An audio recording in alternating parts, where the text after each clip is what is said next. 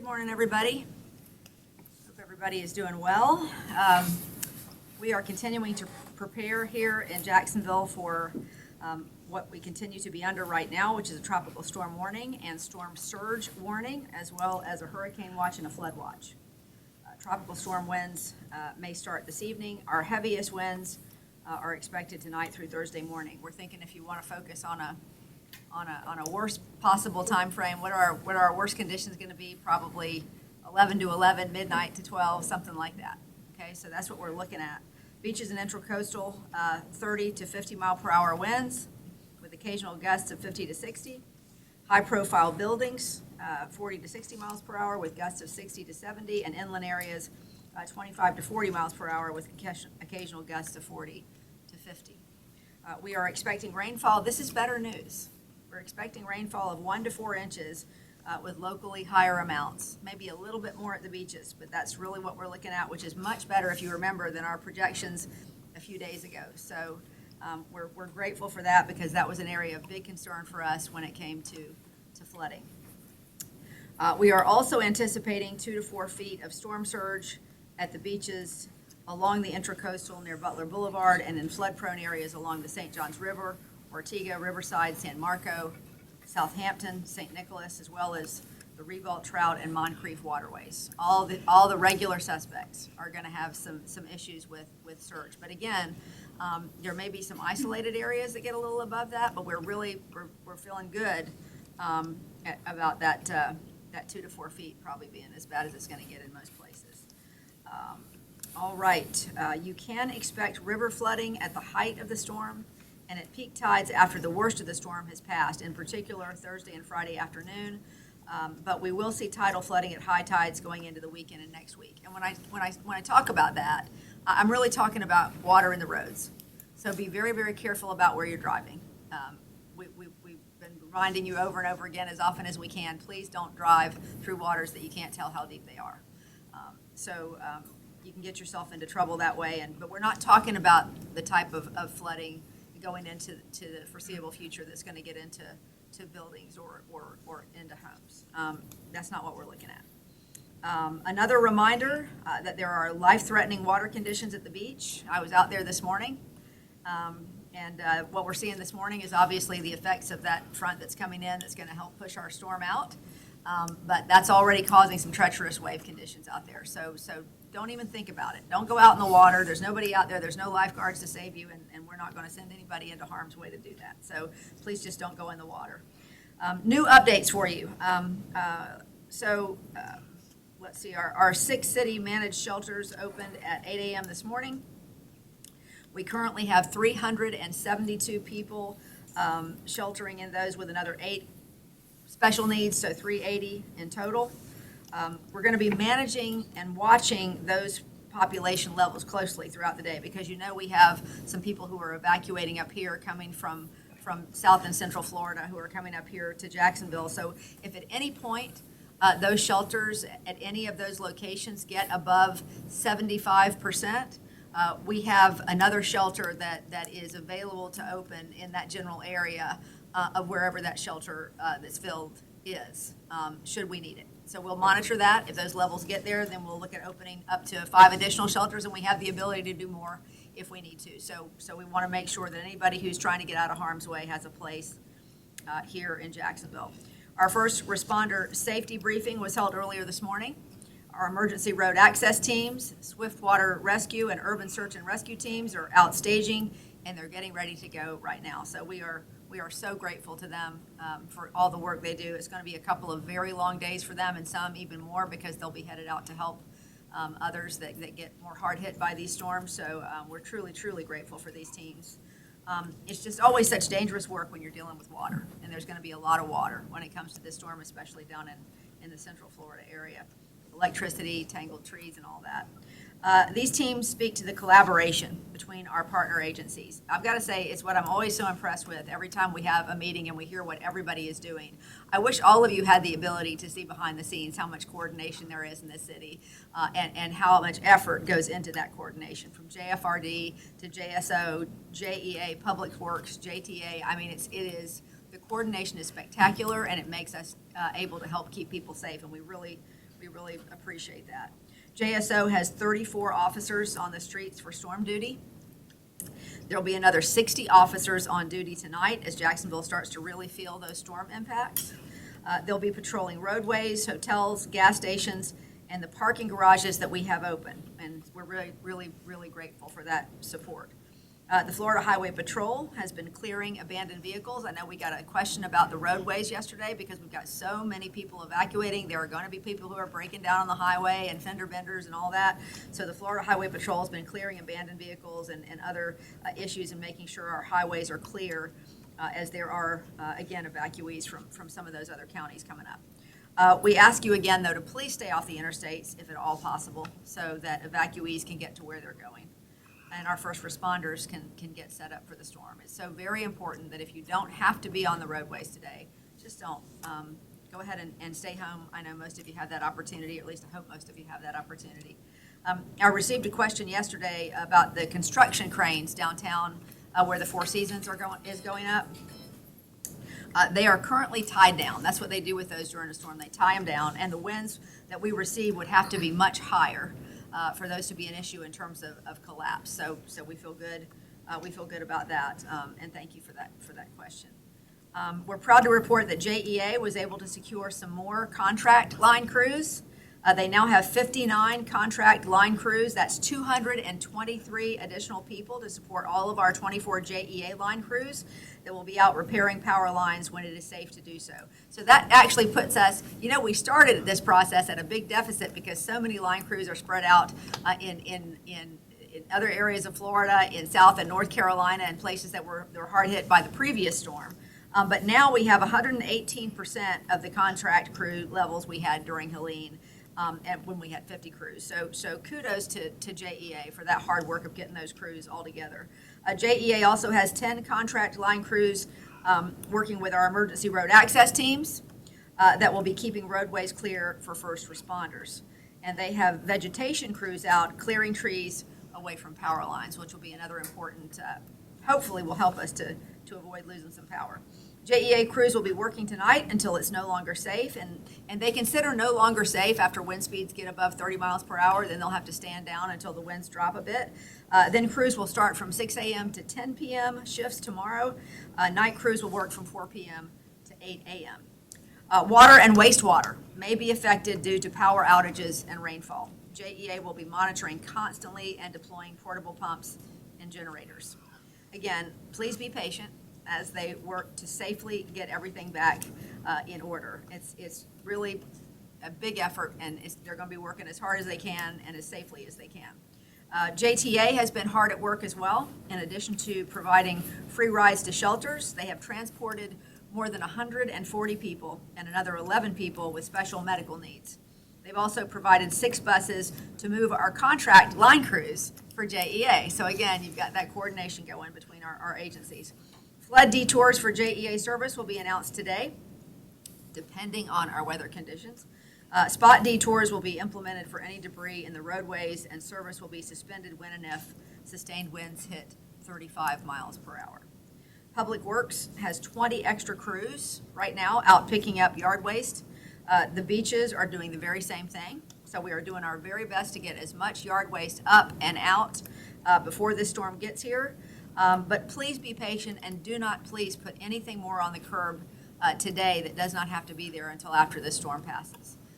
We'll do our best to get to it as quickly as we can, but if you've got something that's sitting out and we don't get to it by the time we're getting into the darkness of night, try to get it close to the house or someplace where it won't fly around.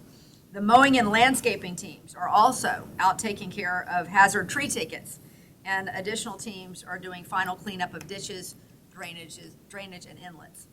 So again, just very proud of the collaboration and partnership we have across the city with our partners.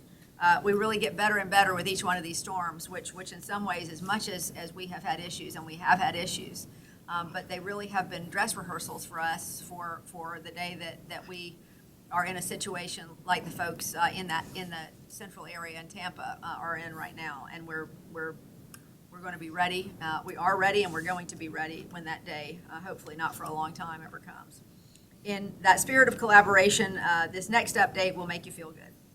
So last night, under City Council President Randy White's leadership, the council voted to provide $150,000 to our local Red Cross, and they were matched with another $50,000 from Jacksport, $50,000 from JEA, and $50,000 from JTA. So a total of $300,000 is going toward the Red Cross storm response, and that is thanks to the City Council and our partners for their compassion and for setting an example. So really, our local Red Cross desperately needs that money, and we very much appreciate that.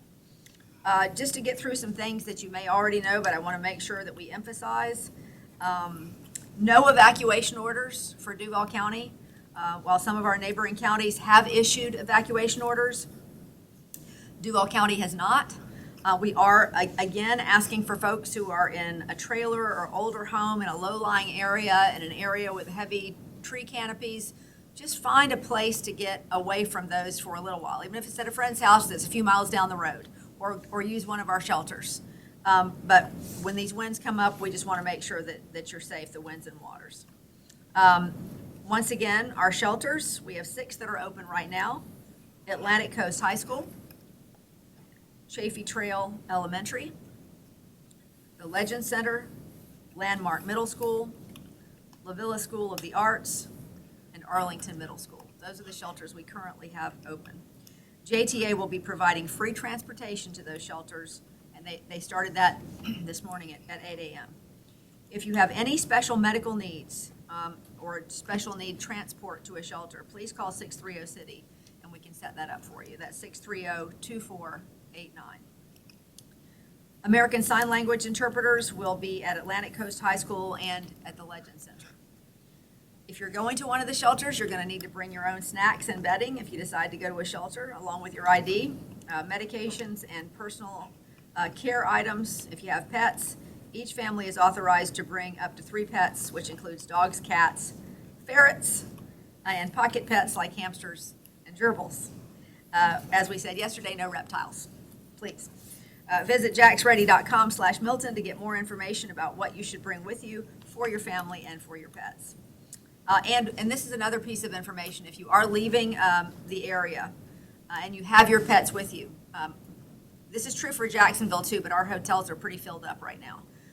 Many of the hotels are relaxing their pet policies so that you can bring your pets with you to hotels. So if you have to go outside of the area, you will be able to very likely bring your pets with you to those hotels because they're relaxing those policies so you can do so.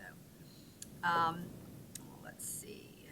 We talked yesterday about Ken Knight Drive, very likely to flood.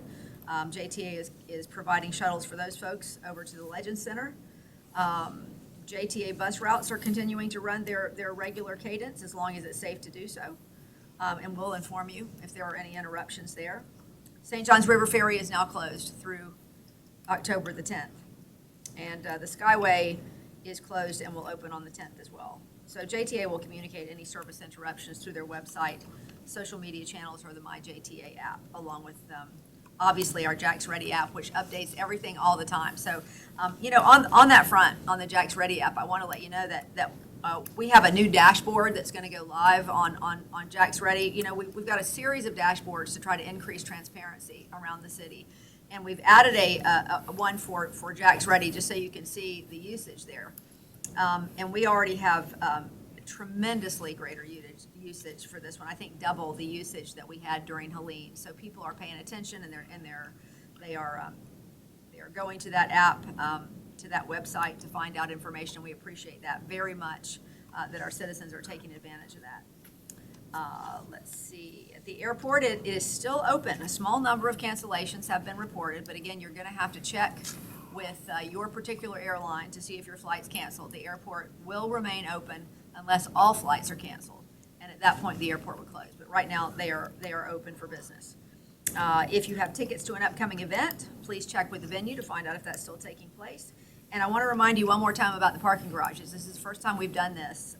We're opening our city parking garages free of charge through Friday if you're worried about your car getting water damage. So Water Street Garage, Ed Ball Building, and the Yates Building, and the Duval Street Garage all open, and JTA again will open the King Street, or has already opened the King Street or the Kings Avenue garage for free too.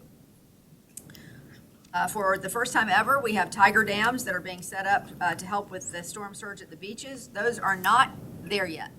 There was some confusion about that yesterday, but what we understand is, and I think I have a list here. The tiger dams that are set up right now, we have tiger dams installed at Landon Park Lift Station. That's just north of San Marco Boulevard. Children's Way Lift Station. Fire Station 11 on Talleyrand, Fire Station 13 at 1411 Atlantic Boulevard, and Fire Station 23 at 5323 Ortega Boulevard.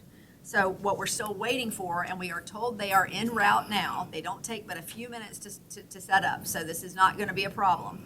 The state says they are en route to setting up the ones at Atlantic Boulevard. These are all things the state is setting up. One Atlantic Boulevard, 20 Seagate Avenue, and one Ahern Street. Those are all en route to being set up right now. And the state says that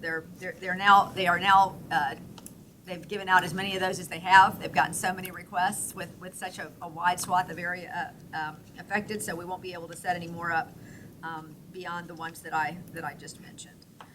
Again, want to mention about garbage and recycling. That's going to be Thursdays will be rescheduled to Saturday because we will not have crews out Thursday.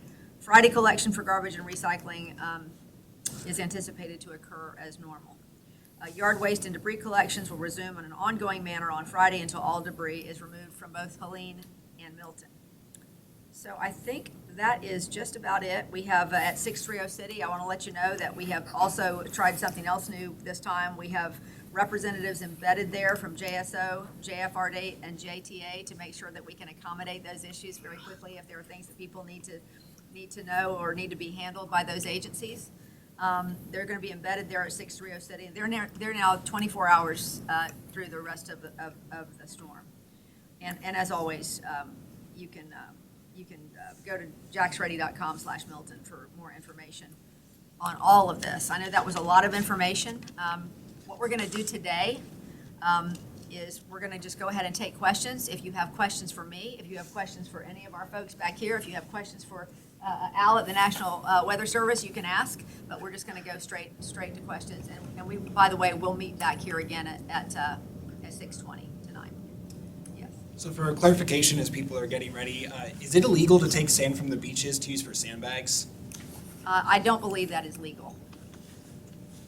Mayor, during Helene, we saw a lot of people wanting to come out and watch at like a memorial park along the riverbank. What is your message to people who might want to come out and watch things deteriorate during Milton? Well, look, I feel like a bit of a hypocrite given that I spent 30 years of my life sitting out, in the middle of hurricanes telling people, but that was my job. But I think if it's not your job, and I know it's a lot of your jobs. If it's not your job, please don't do it, because it puts you in a situation where we may have to come out and help you if a tree falls on you or if something else happens to you in that storm. So I would be greatly appreciative for everybody if you would please just stay home once conditions start to deteriorate here. Most of this is going to be hitting us overnight and into the morning, so stay home. I know it's a fascination. But the truth is, how many times do we hear that we run into problems like that? When somebody, you don't know when a tree limb's going to fall. You don't know when you're going to slip and fall in water or whatever the situation is. And we certainly don't need you out in the water at the beaches because that's just a hazardous, horrible situation right now. So please do stay home. And I appreciate the question. I think that sometimes that we've had it really in a relative sense here so good for so long when it comes to these things. We absolutely have some inconveniences. We have some power outages that can take a while. We have some flood damage occasionally. We certainly have some things that need to be repaired. But there are people in other parts of this state whose lives are going to be changed forever if they're fortunate enough to live through this storm. And I want people to recognize that let's be grateful for what we have and try to make the jobs of our first responders as easy as we possibly can, because they're already tired. They've been working 24/7 pretty much since Helene, and not, if they're not working here, they've been working where the storm damage is worse. So respect those folks, give them some love and stay home. I was wondering if JFRD or JSO could talk about also any plans for mutual aid of sending folks over to Tampa or Orlando to help out. Yeah, so we have 12 ERAT teams that are staged up, in addition to the 6 that are here locally, that are going to be deployed into the Central and South Florida areas. Those comprise of JFRD folks, it comprises of 24 JSO officers, and it comprises of line crews that'll be going with them, and they will be deploying very shortly. We have just received a phone call to get ready for that, so they'll be heading south before the storm to assist our neighbors to the south. You know, the mayor talks about all the time about how fortunate we are and how we should help our neighbors, because maybe one day we're going to be the ones needing help. So I just ask that you pray for our men and women. That is extremely, as she mentioned, it's extremely dangerous work they're doing, but they are chomping at the bit to go and help, as they always are. And also, Mayor, I was wondering, with the Jags obviously in London this weekend, did you have plans to travel to London, and how has this modified those plans? Well, I do have plans to travel to London this weekend, and I'm hopeful that we'll get through this and I'll be able to keep those plans, but we won't know exactly what situation we're in until after the storm passes. Mayor, that $300,000 total going to the Red Cross storm response, can you break down how it started with City Council and what was the matching? I didn't get all the numbers. Okay, well, it started with Council President White, because if you know anything about Council President White, it always starts with how he can help other people. And he had it on his heart that he has had many conversations with the local Red Cross, and found out they were stretched and really needed the help. And so he went to council and said, I'd like to take $150,000 from the council contingency and give it to the Red Cross. And then he called some of the other agencies to see if they were interested in jumping in. And so JTA did, JEA did, Jacksport did. And so that's how we ended up with $50,000 from each of those organizations, and overall $300,000. But let me just say, it doesn't have to stop there. Anybody else who wants to give to our local Red Cross, we would be grateful for that. And any other entity or agency that wants to do that, we'd be grateful if you do, because those folks work so very hard in this situation, you know, not only here, but elsewhere. And any resources we can give them is very helpful. I was also wondering if JSO or JFRD could kind of speak to, obviously, in the aftermath of the storm, if somebody has a tree in their house or they have down power lines or flooding in their neighborhood, how does the list of priority come? When they have so many calls at once, only so many people, how do they kind of work through that list of which to respond to first? Well, I can tell you that is, and I'm happy to have somebody up if you want to talk about this, but it comes with where are our life-threatening or threatening situations? I mean, that's really what is handled first. If you have something that's blocking traffic, if you have something that's causing a live wire to be out there that's going to hurt somebody, you take the most urgent cases first.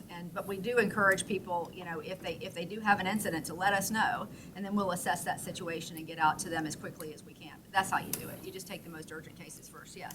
Mayor, on top of a storm surge, river flooding, tidal flooding, and whatnot, should homeowners also expect power outages as well? Well, anytime that we have a lot of wind, we have so many trees here. Anytime we have a lot of wind, we're going to have power outages. I'm actually really grateful that we're not talking about the type of rainfall that we were looking at earlier in the week, when we were thinking that we could get up to 10 to 12 or more inches of rain, which would have really caused a lot more problems with that. But I will say, anytime you have tropical storm force winds and potentially hurricane force gusts, you're going to have trees come down and you're going to have power outages. And because we have a saturated ground, that also causes trees to come down with a little bit of wind. And when trees come down, roots come up and they bring with them lines that are water lines and other things. So it's always going to be an issue when we have conditions of wind and water. So yes, we should expect power outages, and again, I ask for your patience on that front. Yes. Regarding the tiger dams, how sustainable and durable are they? Like, we're going to have a lot of flying debris. There's a lot of flying debris that's going to be flying through the air and across the shore. How sustainable? You've got to remember, they're built for storms.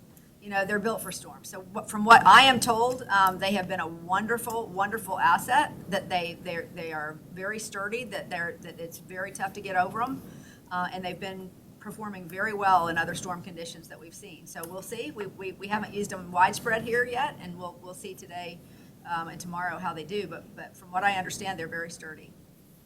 Mayor, can you talk about homeless? I know we have a new initiative started October 1st and all the programs that are going with that, but anything else extra for this event, this cycle? Well, we have shelters open specifically that are in place to accommodate folks from our homeless population. And I think we said City Rescue Mission has also opened, is it City Rescue Mission? Yeah. Okay, City Rescue Mission opened their doors for the storm as well. So that and La Villa tend to be areas where a lot of our homeless do have the opportunity to gather. Is there any, like JTA, just kind of seeing if they can, anybody wants a ride to go somewhere, those kind of things? I Like, believe that's part of your plan though, right? JTA has already given a number of folks that are houseless rides to shelters. And I was also wondering, I know we obviously spoke about line workers. Once it hits 35 miles per hour, that's that threshold to where 30. they need to, Yes, 30, for yeah. their own safety. What about first responders like JSO and JFRD? What's that threshold to where they'll have to shelter and some patience is needed from folks? I'm going to have to let y'all answer that one. It's the same for both of us, pretty much. You know, when the winds get 45 miles an hour sustained or greater, we have to start looking at first responder safety because of the vehicles are traveling in, getting blown off the road or something getting blown on them. So we kind of work in partnership with that, determining when it's safe to have them out there and when it's not. But kind of 45 miles an hour sustained is kind of where we start really taking a strong look at it. And for JEA, part of the service territory goes into St. Johns County. Is there any sense that that side of JEA's service territory is going to bear the brunt of the wind damage? It's closest to the path of the storm, or does it really make that much of a difference? What Thanks part of JEA? Thanks for the question. We don't have that many electric customers in St. Johns County. We mostly have water customers there, but it will be the same level of service. Absolutely. Chief just reminded me too that I just want to emphasize that if you have a non-emergency situation, please call 630 City. Save 911 for the true emergencies. If you have a question, obviously, if you're concerned about it being an emergency, you're free to call 911. But if it's not an emergency and you know that you're just needing to report something, call 630 City so we don't clog up those emergency lines. Anybody else? Yes. As far as financial support, beyond state and local support, or beyond state support, FEMA, what financial support can you offer citizens of Jacksonville and Ball County? Well, I don't know at this point what that would be. I mean, obviously, people have insurance. There are other programs through FEMA and those types of things, but I'm not exactly sure what you're referring to. A lot of people that, You want to talk to this, Andre? So we, Andre, Director of Emergency Preparedness Division in Milton County. So I think what you're referring to is we got public assistance and then individual assistance. So post-storm, there's a threshold you have to meet. We will get that information, and once we meet that threshold, we will push that out through our Jax Ready app. And we're doing it for Helene and Adelia and Debbie. So it works well, and we've been doing that for many years. I think what I'm getting at also is that beyond COVID, y'all have the program that y'all offer the city financial assistance. And are we going to see anything like that here? Yeah, I'm not sure. I'll have to find that out for you. Anybody else? Okay. Everybody, thank you so much for being here today, and we'll see you again at 6:05. Thank you, Mayor. Thank you, Mayor.